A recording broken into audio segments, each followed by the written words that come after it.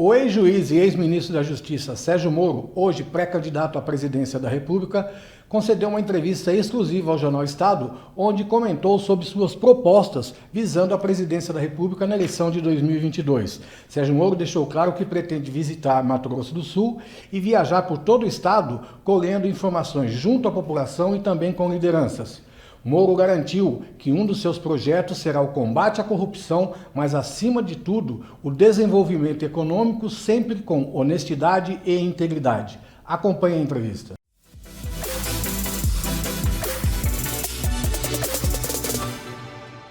Doutor Moro, o senhor é conhecido da população pelo judiciário como ex-juiz. E o político Sérgio Moro, como ele é?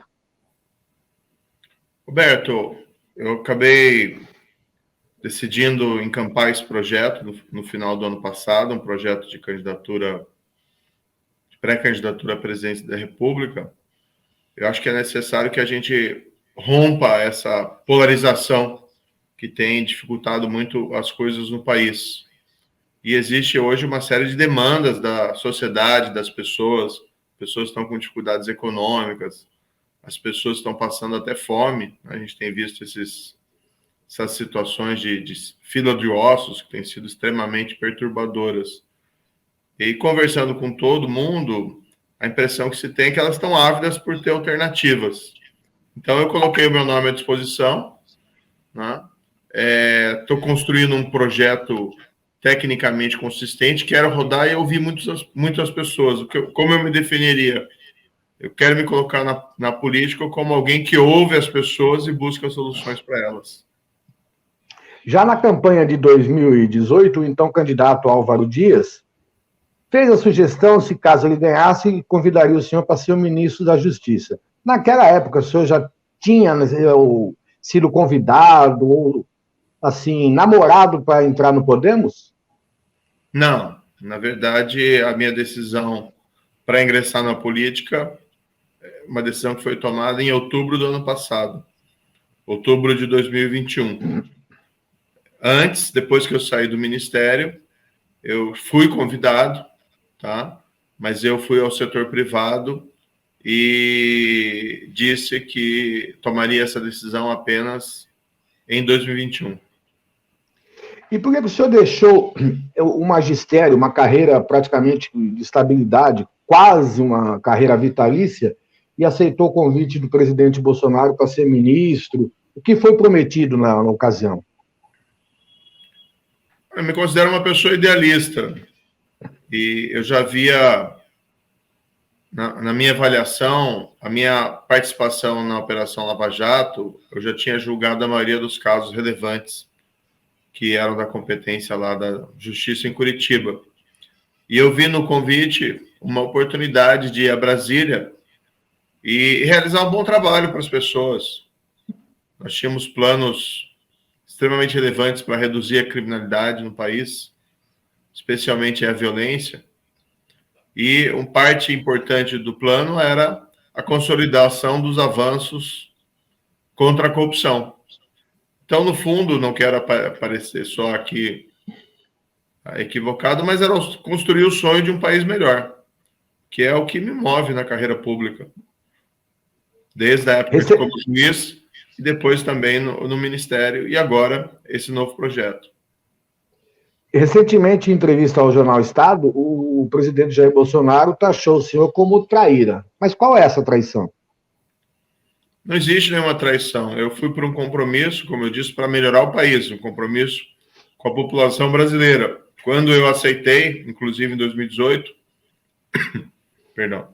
foram feitas pesquisas e apontaram que mais de 80% dos brasileiros aprovavam a minha decisão de ir ao governo. E, no entanto, isso eu já falei outras vezes, eu não tive apoio do presidente, especialmente na pauta de aprimorar e avançar no combate à corrupção. O presidente mesmo declarou já expressamente que eu tive que sair do governo porque eu não aceitava protegê-lo, a ele ou a família dele, das investigações que existiam em curso. E não seria papel de qualquer ministro da Justiça ou de qualquer pessoa decente proteger o presidente ou a família dele de investigações legais, de investigações sobre coisa errada. Então, eu fiquei numa situação que ou eu permanecia no governo como cúmplice de coisa errada, que quem obstrui investigações está fazendo coisa errada, ou eu saía, e com risco de me tornar alvo dessas mentiras do presidente e do seu pessoal. Eu prefiro sair, porque se eu ficasse, eu estaria traindo o compromisso que tinha assumido com a população brasileira. Nessa sua pré-candidatura, o senhor já chegou a analisar que pode haver um debate envolvendo o senhor, o ex-presidente Lula e o Jair e o presidente Bolsonaro? Como é que o senhor avalia tudo isso? Beto, o lado positivo é que a verdade está do meu lado. As pessoas sabem disso. O PT, ele nega que aconteceu corrupção na Petrobras, que teve o caso do mensalão. Ou seja, o governo do PT foi construído em um modelo de corrupção. E depois, ele resultou numa recessão de 2014 a 2016. Pessoas desempregadas, pessoas com dificuldades. E o PT quer apagar tudo isso. Pessoas não são bobas. O presidente, por sua vez, ele infelizmente está num governo que não deu certo. Nós estamos hoje sofrendo um cenário de estagnação econômica, com pessoas desempregadas. Né? Cadê aquele crescimento econômico que iria acabar com o desemprego? As pessoas, na verdade, estão passando fome, estão ficando sem esperanças. Então, eu tenho absoluta tranquilidade de debater com qualquer um deles, porque, primeiro, a verdade sobre o passado está do meu lado, as pessoas sabem disso. E nós temos um projeto consistente para o futuro, para melhorar a vida das pessoas. Doutor Moro, um dos pontos que o senhor surgiu na mídia e para a população brasileira foi com relação à Lava Jato. Hoje, a Lava Jato, como já foi utilizada na campanha de 2018, pode ser um ponto positivo ou até mesmo negativo nessa campanha, nessa eleição? Tenho grande orgulho da Operação Lava Jato. Nós tínhamos uma tradição no Brasil que, se você é rico e poderoso, você nunca vai para a cadeia, mesmo que você cometa os piores crimes possíveis, incluindo aí corrupção. E a Lava Jato quebrou essa tradição. A gente viu pessoas poderosas, donos, por exemplo, de grandes empreiteiras que pagaram suborno, sendo julgados e cumprindo tempo de prisão. A gente viu políticos poderosos, pessoas que se reputavam acima da lei, deputados, senadores, ex-presidente da República, sendo julgados e responsabilizados.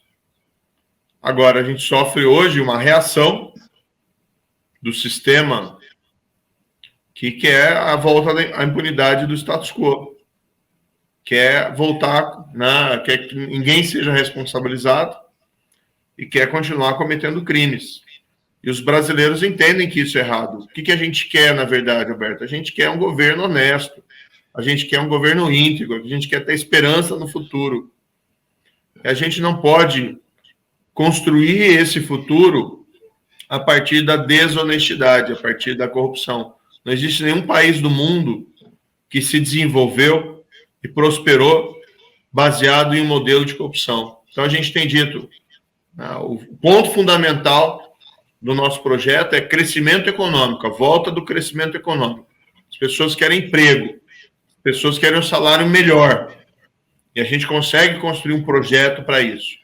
Mas a gente não vai abdicar da nossa honestidade, da nossa integridade e também do combate à corrupção.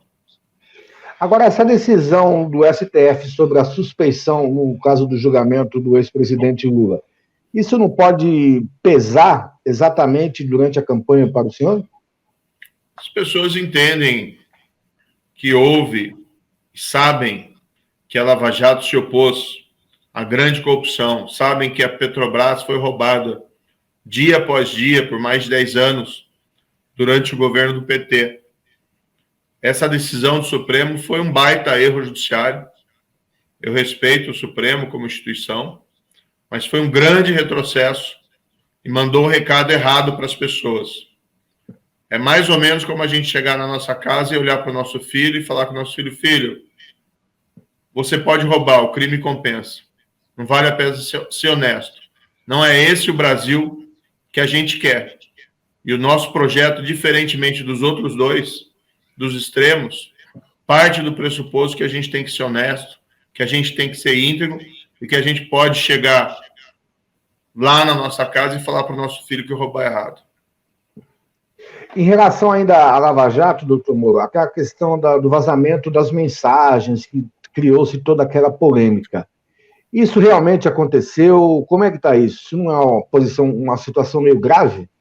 Não tem ninguém inocente que tenha sido condenado e preso na Operação Lava Jato. Mesmo essas decisões lamentáveis que têm ocorrido, elas não chegam a afirmar que alguém era inocente, que algum inocente foi condenado indevidamente. Ou a gente vai partir aqui do pressuposto que não aconteceram os crimes, que a Petrobras não foi saqueada. Então, pode se anular a condenação de Eduardo Cunha, de Sérgio Cabral, do Lula, mas ninguém disse que eles eram inocentes. O que existe é a volta daquele sistema que rico e poderoso nunca vai para a cadeia. E os brasileiros não querem isso. Essas mensagens não têm nenhum conteúdo ilegal ou ilícito ou revelam que alguém foi condenado indevidamente. A sua candidatura tem o apoio do Judiciário? A pré-candidatura procura o apoio da população. Nós estamos conversando com a população. O Judiciário não tem a relevância de voto. A gente não divide, as pessoas nessas categorias. O que a gente quer é ter uma conversa franca, com todas as pessoas. Agora, dentro do Judiciário, dentro do Ministério Público, dentro da Polícia, existe, sim, um desejo de que a lei funcione, de que a lei valha para todos, como é o desejo da praticamente totalidade da população, que infelizmente muitas vezes é enganada. Diante disso, o senhor seria favorável à prisão em segunda instância? Olha, como eu disse, o nosso projeto é a retomada do crescimento econômico. Tá? Esse é o ponto fundamental. Mas também está no meu DNA o combate à corrupção. Então, nós precisamos, entre outras coisas, acabar com o foro privilegiado, volta da prisão em segunda instância. E temos uma proposta de criar um Tribunal Nacional Anticorrupção, já que o Judiciário não vem funcionando a contento, em condenar pessoas. Tem casos até de pessoas que confessaram o crime. A pessoa confessa, Alberto, que recebeu suborno. E aí vem o tribunal e anula a condenação dela por motivos formais. Não dá para entender isso.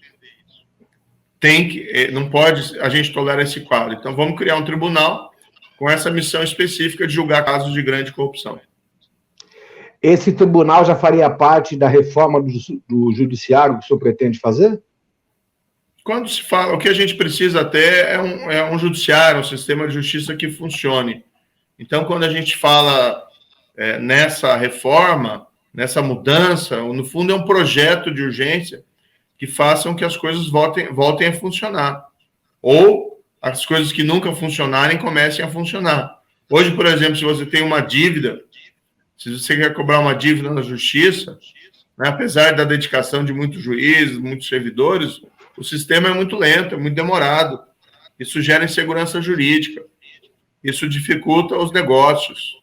Mas veja, o nosso projeto não é focado, Alberto, em combate à corrupção. A gente tem, por exemplo, planos relevantes para reduzir a inflação, que hoje tem atingido as pessoas.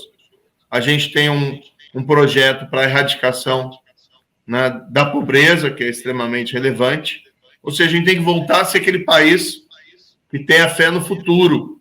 Mas essa fé no futuro precisa ter base no presente. Então, a gente precisa voltar a crescer, e esse é o ponto fundamental. Mas a gente não vai abandonar, como eu disse, essas outras bandeiras que são importantes também para o crescimento econômico.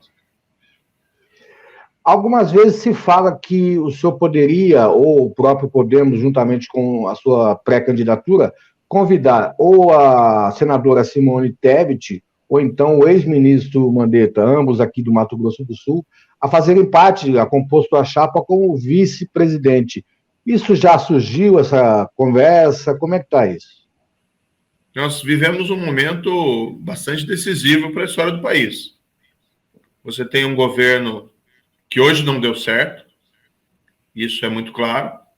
É um governo que combateu, inclusive, a vacinação das pessoas, retardou essa vacinação, que é algo bastante grave, que a economia não tem funcionado. E você tem um governo do passado querendo voltar, que é baseado na mentira e em modelo de corrupção. Então, é um momento muito grave da República, o que significa que as pessoas de bem têm que se unir num projeto que realmente interesse o país. Então, eu tenho conversado com muita gente do mundo político para que a gente possa fazer essa grande união frente a esses extremos.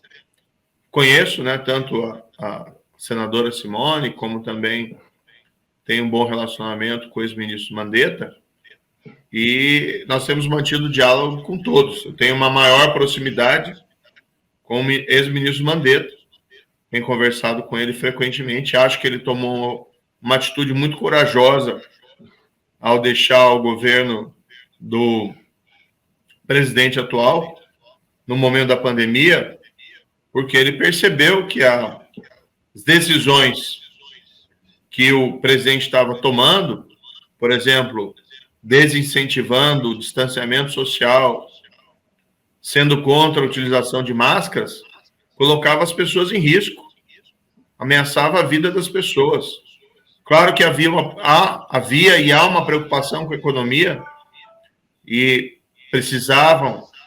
eram necessárias realmente medidas de alívio econômico, como auxílio emergencial, o crédito às empresas, mas você não pode, diante de uma pandemia, e veja, em março de 2020, toda uma incerteza, a gente não tinha nem vacinas na época, você não pode colocar a vida das pessoas em risco. E ele tomou uma decisão corajosa. Eu acho que ele é um grande quadro político brasileiro. Nessa sua pré-campanha, o senhor esteve recentemente no Nordeste e também já se fala que o senhor pretende aí conquistar alguns votos dos evangélicos. Aqui para o Centro-Oeste, Mato Grosso do Sul, quando que o senhor vem para cá já tentar aí capturar alguns eleitores? Eu vou rodar o país. Como eu disse, assim, o plano envolve principalmente, e isso é algo importante e diferente na política, a gente precisa ouvir as pessoas. Então, eu tenho hoje um grupo de especialistas trabalhando num projeto técnico, tá? Mas você não pode fazer um projeto de governo só a partir de especialistas. A gente tem que ouvir as pessoas. Precisa, para isso, rodar o país. É uma grande jornada. Eu vou, sim, ao Mato Grosso do Sul. Né? É um estado que tem características, algumas delas muito similares da onde eu vim. Eu nasci em Maringá, no Paraná, no norte do Paraná, que é uma região predominantemente de agropecuária e tem muita agroindústria. Isso tem sido um grande motor de desenvolvimento do Brasil e também aí do Mato Grosso do Sul. Então, estou ansioso para agendar, para fazer essa viagem aí para o Mato Grosso do Sul e circular no estado. A gente sabe que tem as regiões também ali que são diferentes, têm realidades diferentes, mas tem uma proximidade da onde eu vim, da onde eu nasci e cresci. Então, estou muito feliz com essa oportunidade de poder ir para aí. Doutor Moro, muito obrigado pela sua entrevista. Perfeito, muito obrigado. Eu quero mandar um abraço para todos aí do Mato Grosso do Sul e agradecer a oportunidade de conceder essa entrevista ao jornal, Alberto. Obrigado.